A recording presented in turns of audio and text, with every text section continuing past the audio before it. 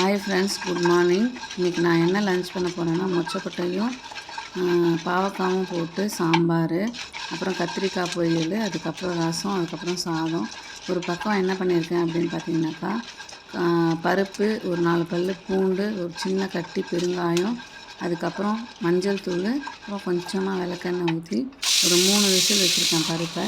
இந்த பக்கம் என்ன பண்ணியிருக்கேன்னாக்கா, ஒரு ட்ரை பேனில் மொச்சக்கொட்டையை நல்லா வறுத்துக்கிறேன்.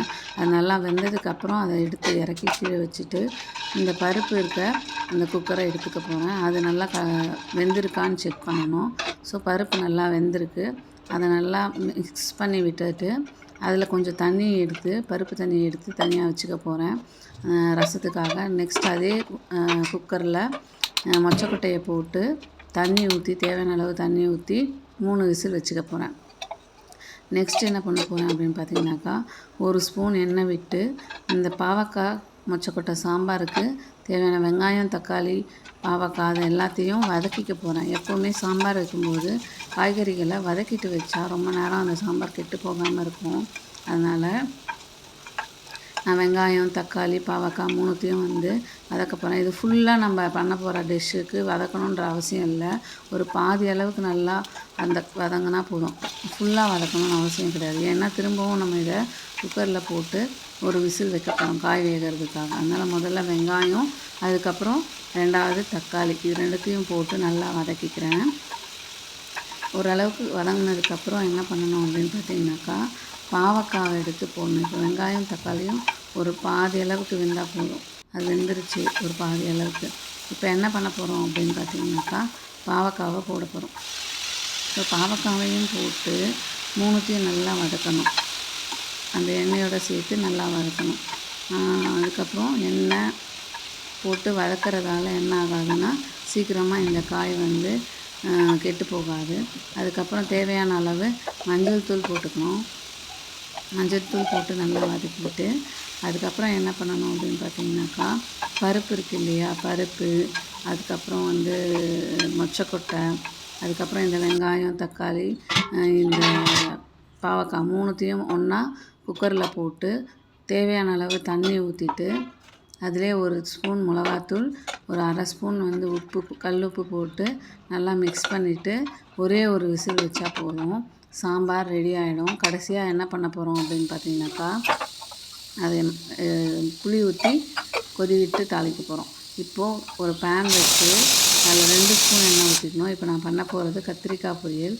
ஸோ அது காஞ்சதுக்கப்புறம் என்ன பண்ணணும் அப்படின்னாக்கா, கொஞ்சமாக கடுகு உளுத்தம்பருப்பு போட்டுக்கிறேன்.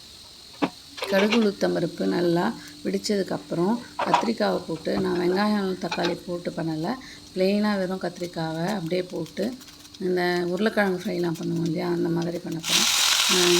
இது கடுகு வெடித்ததுக்கப்புறம் கத்திரிக்காவை போட்டு, அதுக்கப்புறம் மஞ்சத்தூள், அதுக்கப்புறம் மிளகாத்தூள், உப்பு 3ம் போட்டு கொஞ்சமாக தண்ணி விட்டு அதை நல்லா வதக்கிட்டு ஒரு மூடி போட்டு மூடி கொஞ்சம் நேரம் வேக விட போகிறேன்.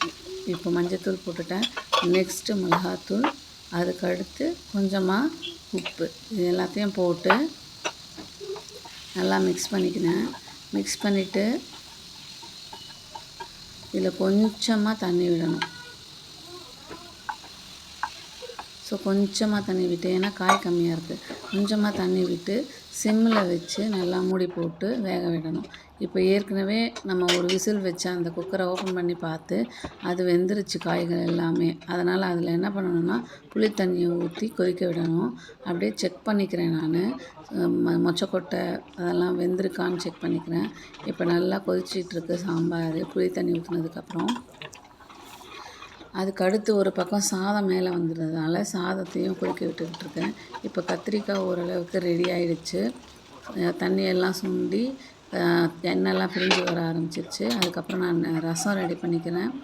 ரசத்துக்கு தேவையான அளவு புளி ஊற வச்சு அதை கரைச்சி அந்த தண்ணி எடுத்துக்கிட்டு அதில் மிளகாய், பூண்டு, அதுக்கப்புறம் ரசப்பொடி, அதுக்கப்புறம் கருவேப்பிலை, கொத்தமல்லி, அப்புறம் பருப்பு தண்ணி, இது எல்லாத்தையும் ஊற்றி ரசத்தை அடுப்பு மேலே வச்சுருக்கேன். அது ஒரு கொதி வந்ததுக்கப்புறம் அதே தாளித்து கொட்டிக்கலாம். இப்போ நான் சாம்பாரை தாளித்து கொட்டுறேன். கொஞ்சமாக ஒரு ஸ்பூன் எண்ணெய் விட்டு வடகம் போட்டு பெருங்காயத்தூள் போட்டு கருவேப்பிலை போட்டு என்ன பண்ண போகிறேன் அப்படின்னாக்கா சாம்பாரை தாளிக்க போகிறேன். அடுத்து என்ன பண்ண போகிறேன் அப்படின்னாக்கா ரசத்தை தாளிக்க போகிறேன். அதுக்கு கொஞ்சமாக எண்ணெய் விட்டு கடுகு போட்டு திரும்பவும் பெருங்காயத்தூள் போட்டு அப்படியே தாளித்து கொட்ட வேண்டியது தான். ரசம் ரெடி ஆகிடும்.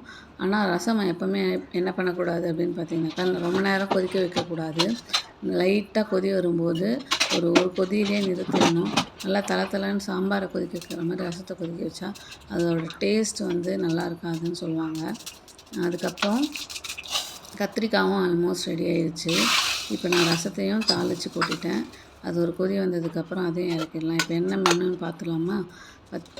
மொச்சக்கொட்டை பாவக்காய் சாம்பார், ரசம், அதுக்கடுத்து சாதம், அதுக்கப்புறம் கத்திரிக்காய் பொரியல். இப்போ அடுத்து எப்படி லஞ்ச் பேக் பண்ணியிருக்கேன்னு பார்க்கலாம். என் வீட்டுக்காருக்கு லஞ்ச் ஆல்ரெடி பேக் பண்ணிட்டேன். வெண்பாக்குன்னு பார்த்தீங்கன்னாக்கா என் பொண்ணு பேர் வெண்பா. அவளுக்கு என்ன பேக் பண்ணியிருக்கேன்னா சாம்பார் சாதம் நெய் ஊற்றி பேக் பண்ணியிருக்கேன். அவளுக்கு கத்திரிக்காய் பொரியல் பிடிக்காது. அதனால் வந்து கார்ன் சிப்ஸு அது சாப்பாட்டுக்கு. ஃபஸ்ட்டு ஸ்நாக்ஸ்க்கு என்னென்னு பார்த்தீங்கன்னாக்கா கிரேப்ஸு ஃபஸ்ட்டு ஸ்நாக்ஸு. செகண்ட் என்னென்னு பார்த்தீங்கன்னாக்கா செகண்ட் ஸ்நாக்ஸ் என்னென்னு பார்த்தீங்கன்னாக்கா பர்ஃபியும் அதுக்கப்புறம் வரும் காரமாக இருக்க ஒரு கெஜுர்காவும். அவ்வளோதான். இதுதான் இன்றைக்கி என்னோடய லன்ச் மெனு.